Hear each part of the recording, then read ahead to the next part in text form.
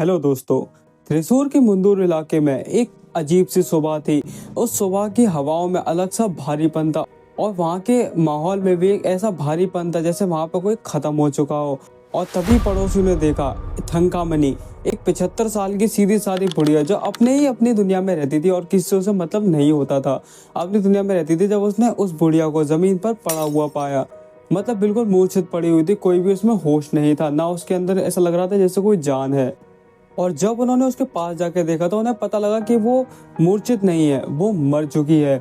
एक सिर पे गहरी चोट का निशान, वो इतना गहरा निशान था जैसे कोई जानवर ही कर सकता है उसके साथ। पड़ोसियों को ये गिर के और सिर पे चोट लग के गिरने का मामला लगा, क्योंकि जब इंसान को सच का पता नहीं लगता तो वो कहानियां बनाने लगता है। तो उन लोगों ने यही सोच लिया था, लेकिन इसके पीछे की कहानी बहुत ही ज्यादा डार्क थी। एक ऐसी कहानी जो दिल दहला देती है दिन दहाड़े लोगों का। किसी ने भी इस बात को बिल्कुल भी गहराई से नहीं देखा, ना उसके निशान को, चोट के निशान को गहराई से देखा। और सबने सोचा कि इसकी उम्र भी ज्यादा है, इसका कोई तहकीकात करने वाला है भी नहीं, तो गिर के खत्म हो गई होगी, ऐसे सबने बोल दिया। और कहानी तब बदलती है जब बॉडी को हॉस्पिटल ले जाया गया और पोस्टमार्टम की रिपोर्ट में साफ पता लग गया कि ये कोई गिरने का निशान या फिर गिरने से मौत नहीं हुई है। ये एक सोची समझी साजिश थी, एक कत्ल, एक भयानक कत्ल एक बूढ़ी औरत का। अब आप सोच के देखो, इतना भयानक कत्ल क्यों करा होगा, वो भी एक बूढ़ी औरत का। जब इन्वेस्टिगेशन करी गई तो इन्वेस्टिगेशन में काफी सारी चीजें पता लगी। उसमें से पड़ोसियों ने एक बहुत ही ज्यादा अहम बात पुलिस वालों को बताई, जिसकी वजह से पूरा केस सॉल्व सही हो गया। उन लोगों ने बताया कि जो थंकामणि थी उसके गले में एक सोने की चेन रहती थी। जी हाँ, एक गोल्ड चेन रहती थी उसके गले में। वो उसे कभी भी नहीं उतारती थी, मतलब कभी भी नहीं उतारती थी, उनका ऐसा मानना था। लेकिन जब उनकी बॉडी पाई गई थी तब उस बॉडी पर गोल्ड की चेन नहीं थी।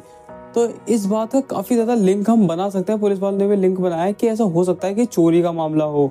तो फिर उन्होंने और ज़्यादा तहकीकात शुरू कर दी और जो गोल्ड की चेन थी, वो सोने की माला जो उनके गले में बताई जा रही थी, वो बनी पुलिस के हाथ का वो धागा जिसमें सारी सच्चाई एक तरह से बंधी हुई थी।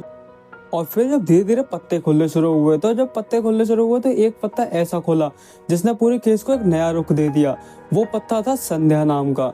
जी हाँ, संध्या, थंकामणि की एक बेटी जो 40 साल की होकर अपने पति से अलग रह रही थी। और इस बात से हम उसको जज नहीं कर रहे, लेकिन बाद में पता लगा कि उसका एक आदमी से चक्कर चल रहा था जो नितिन नाम था जिसका, उसके साथ वो गुलछर उड़ा रही थी और वो वहीं उनके घर के आसपास रहा करता था। और जब और ज्यादा पत्ते खुलने लगे तो और धीरे धीरे और सारी चीजें पता लगी। तब हमें पता लगता है कि जो नितिन था, संध्या का जो गुलछर उड़ाने वाला बॉयफ्रेंड था जिससे उसका संबंध था, उसको पैसों की काफी ज्यादा सख्त जरूरत थी। और जब उसे जरूरत थी तो उसे पैसों की जुगाड़ हो नहीं रही थी कहीं से। तो संध्या ने सोचा कि वो उसकी पैसों की जुगाड़ कर देगी, उसकी मदद करेगी।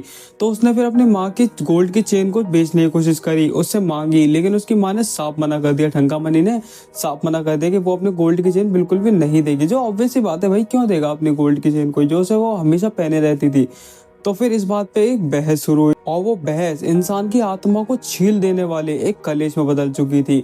एक ऐसा विवाद जो किसी की जान को ले डूबा। फिर जब लड़ाई बढ़ गई तो संध्या ने गुस्सा, लालच और अपने कुछ ज्यादा अंध भावुकता के चक्कर में आके अपनी माँ का गला पकड़ लिया। सोचो, खुद की माँ का गला पकड़ लिया जिसके साथ वो रह रही थी।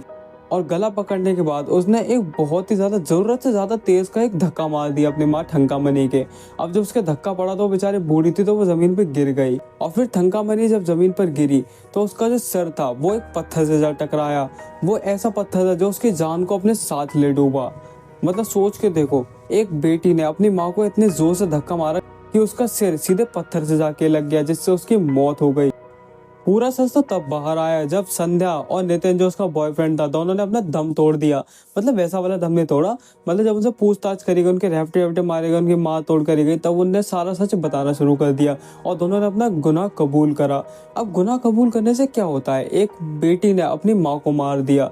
एक थंकामणि जो जिसका व्यवहार हमें नहीं पता, लेकिन वो मासूम थी, ये तो हमें पता है कि उसने ऐसा कुछ गलत काम नहीं करा था जिसकी वजह से उसे मौत की सजा दी जाए।